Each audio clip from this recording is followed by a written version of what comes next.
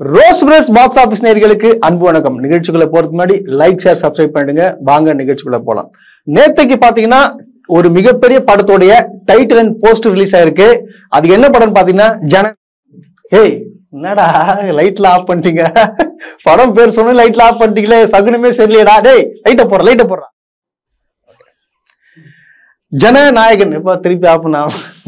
Okay, Jananayagan அப்படின்னு சொல்லிட்டு விஜயோடைய 69வது படம் ரிலீஸ் ஆயிருக்குன்னு சொல்லாங்க. ஆக்சுவலா ஒரு போஸ்டரே பாத்தீங்கன்னா பயங்கரமா விட்டுருந்தாங்க. அதாவது தளபதியோடைய அந்த இமேஜ் எல்லாம் பாத்தீங்கன்னா பக்காவா இருந்துச்சு. அவர் ஆக்சுவலா பாத்தீங்கன்னா அந்த செல்ஃபி ரொம்ப பிடிக்கும். அவர் எங்க போனாலும் கூட்டம் அதிகமா இருந்துச்சுன்னா அவரே செல்ஃபி எடுத்துப்பாரு. அதே போலதான் ஒரு ஃபர்ஸ்ட் லுக்ல நீங்க பாத்திருப்பீங்க. ஒரு செல்ஃபி எடுக்கிற மாதிரி ஒரு ஸ்டில் இருக்கும். அதுல பாத்தீங்கன்னா ஏகப்பட்ட பேர் வெள்ளை கலர் சட்டை போட்டிருப்பாங்க. அப்படி செல்ஃபி எடுக்கிற மாதிரி ஒரு ஸ்டில் ஒன்று வந்திருக்கும். அது கொஞ்சம் நல்லா இருந்துச்சுன்னே சொல்லலாங்க. அது போக பாத்தீங்கன்னா அதாவது காலையில இந்த ஸ்டில் ரிலீஸ் ஆச்சு.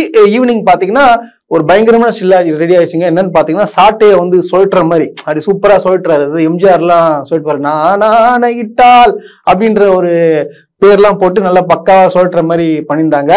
ஆக்சுவலா இந்த படம் அரசியல் காலத்துல தான் வரப்போகுதுன்றது நம்மளுக்கு தெளிவாவே தெரிஞ்சிச்சு.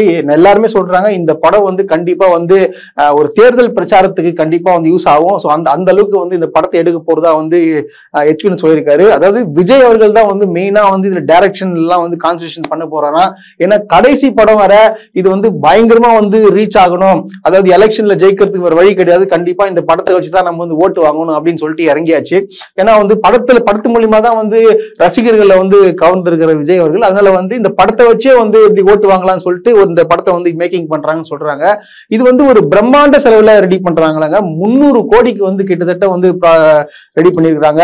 அது போல பார்த்தா நம்மளுக்கு எல்லாம் பிடிச்ச மியூசிக் டைரக்டர் அனிருத் அவர்கள் பண்ண போற விஜய் அவர்கள் என்னதான் யாரும் என்ன சொன்னாலும் ஒரு விஷயத்த மறுக்கவே முடியாது. கண்டிப்பா அவர் படத்துல பாட்டு செம்மையா இருக்கும். பாட்டு எல்லா பாட்டும் நல்லா இருக்கும். ஒரே மாதிரி இருந்தாலும் அது நம்மள கேட்கிற மாதிரி தான் இருக்கும். ஸோ அந்த அளவுக்கு சிறப்பா பாட்டுகள்லாம் அமையுன்றது எல்லாருக்குமே தெரியும். அதே போல பாத்தீங்கன்னா ஆக்ஷன்ஸ் பயங்கரமா இருக்க போது. எச் வினோத் ஒரு டைரக்ஷன் சைட் எல்லாம் பாத்தீங்கன்னா செம்மையா இருக்கு. ஏன்னா அவர் எடுத்த படங்கள்லாம் உங்களுக்கு எல்லாருக்குமே தெரிஞ்சிருக்கும். சதுரகம் வேட்டை பண்ணியிருக்காரு. அது பாத்தீங்கன்னா தீரன் அதிகாரம் 1, அப்புறம் நேர்கொண்ட பார்வை, வலிமை, துணிவுன்ற நல்ல நல்ல படங்கள்லாம் எடுத்திருக்காரு. அவர் டைரக்ஷன்லாம் குறைய சொல்ல முடியாது. அதுக்கப்புறம் பாத்தீங்கன்னா விஜயோடைய கடைசி படம். சோ அது எப்படி எடுத்துட்டு போவாருன்றது கண்டிப்பா உண்மையா சொன்னா படம் எனக்கு தெரிஞ்சு கன்ஃபார்மா இந்த படமாச்சு நல்லா இருக்கணும்னு சொல்லிட்டு எல்லாரும் வேண்டிப்பாங்க. ஏன்னா விஜயோட கடைசி படம் அது ஃபிளாப் ஆகக்கூடாதுன்னு சொல்லிட்டு இப்பவே வேண்ட ஆரம்பிச்சிட்டாங்க. கண்டிப்பா இந்த படம் ஹிட் ஆகணும்னு சொல்லிட்டு நம்ம சைடாக வேண்டிக்கிறோம். ஏன்னா இதுக்கப்புறம் நம்ம ஸ்கிரீன்ல பாப்போமான்னு சொல்லிட்டு நம்மளுக்கு தெரியாது.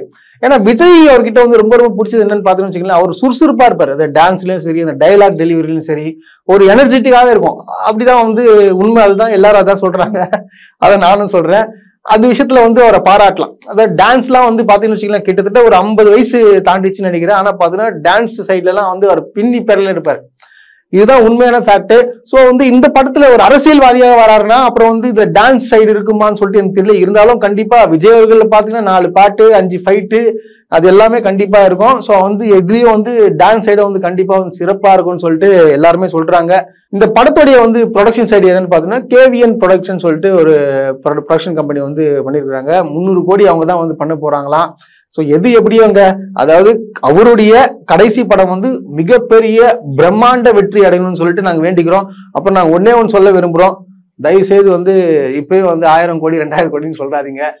படம் உண்மையான கலெக்ஷனா வாங்க. ஆல்ரெடி நாங்க சொல்லியிருந்தோம். இவர் கண்டிப்பா இந்த வாட்டி விஜய் அவர்கள் யாரும் 1000 ரூபாய் 2000 ரூபாய் டிக்கெட் எல்லாம் விற்க கூடாதுன்னு சொல்லிட்டு அவர் கண்டிப்பா ஒரு ட்வீட் போடான்னு நினைக்கிறேன். 200 ரூபாய் இல்ல 190 ரூபான்ற டிக்கெட் வித்தாருன்னா ரொம்ப நல்லா இருக்கும். நான் அதை வச்சு பாத்தீங்கன்னா கண்டிப்பா அது மூலியமா அவர் 1000 கோடி வாங்கினாருன்னா ரொம்ப சந்தோஷமா இருக்கும்.